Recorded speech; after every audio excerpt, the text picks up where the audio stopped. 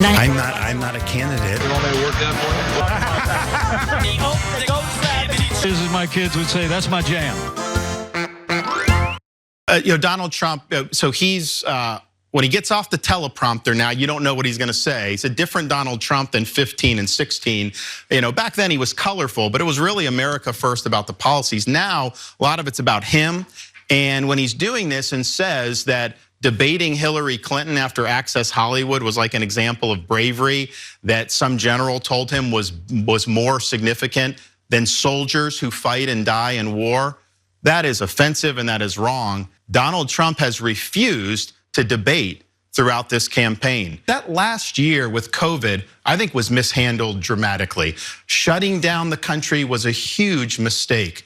Printing trillions and trillions of dollars was a huge mistake. That set the foundation for the inflation that we see. So I don't know what the legislature, how they analyzed it, but it very well may be because of that ruling under Donald Trump that they may have had a legal leg to stand on. My view would be that's not a religion that the founding fathers were trying to create. But I do think that IRS ruling, I was really surprised to see that they did that. Okay, so at the end there, he's talking about the satanic altar in the Iowa State Capitol. But there you saw excerpts from Ron DeSantis' appearance with Jake Tapper on the CNN town hall. And you can see that a lot of that was his attempts to criticize Donald Trump within the very specific confines of how he thinks he's allowed to. And that is what makes virtually every one of those clips utterly fascinating. I love what he can criticize and what he can't. So he's gonna criticize him on the pandemic, not on a failed government response that resulted in over 1 million people dying, but on the stuff that he did to not let the government, the country utterly fall apart. The lockdown, which is barely a national lockdown, it was like for 2 weeks, but they still pretend that was a terrible thing. You shouldn't have done that. You should have let everyone congregate and get sick and die. And the money they gave out, which probably was linked to inflation, and a lot of it didn't need to be handed out. Republican Congress people were pulling in hundreds of thousands of dollars that they didn't need and didn't have to pay back. But it also could have resulted in the economy falling apart even more if you hadn't provided the stimulus that you did. And then you have stuff like him mentioning how he's now when he's off the teleprompter, he's a bit random. He's different than he was in 2015 and 2016. What are you talking about? That's exactly who he was back then. But I get it. You're supposed to pretend that he was cool back then and you liked him. It's not a change in you opposing him now. It's just that he's changed. Now he says dangerous, random things. Whereas back in 2016, he spoke like a Harvard professor or something.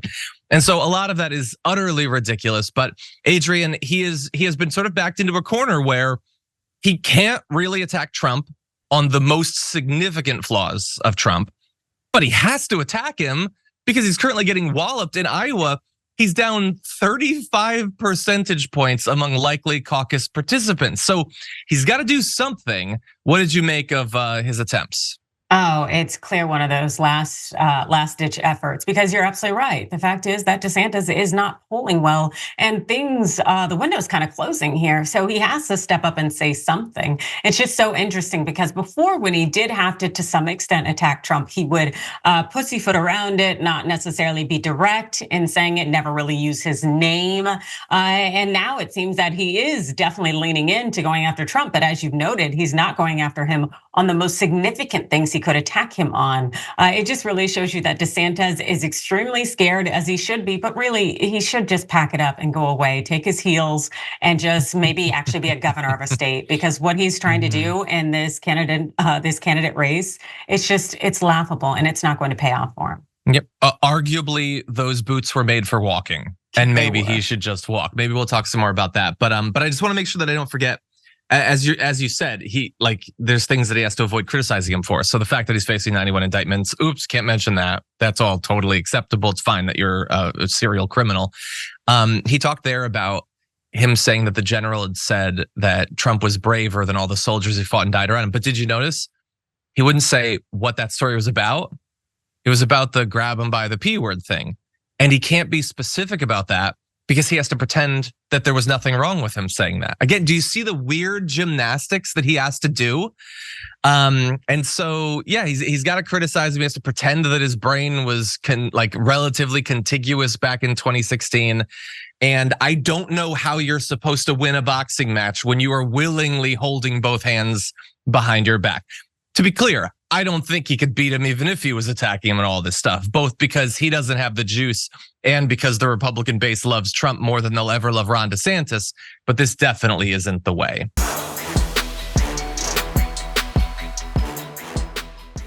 Check out the Damage Report podcast each day, wherever you get your podcasts, whether Pocket Casts or Stitcher or iTunes. You can join me as I give you the news and stories you want, with a range of co-hosts and interview guests jumping in on the fun each day. Again, that's the Damage Report, wherever you get your podcasts. And if you get them at iTunes, don't forget to rate and review. Sometimes I'll read them live on the show.